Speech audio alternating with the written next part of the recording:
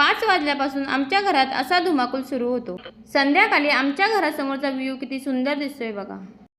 इकडे प्रिशाचं लादी पुसायचं काम चालू होतं।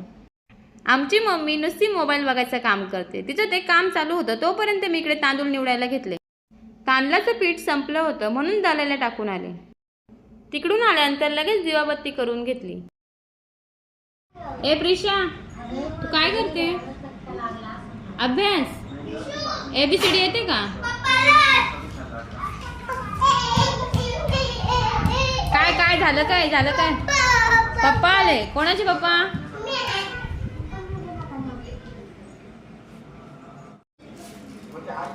काय आणलं पप्पांनी? अरे देवा, पडली आईस्क्रीम। आता ही मला का? आणि तुला?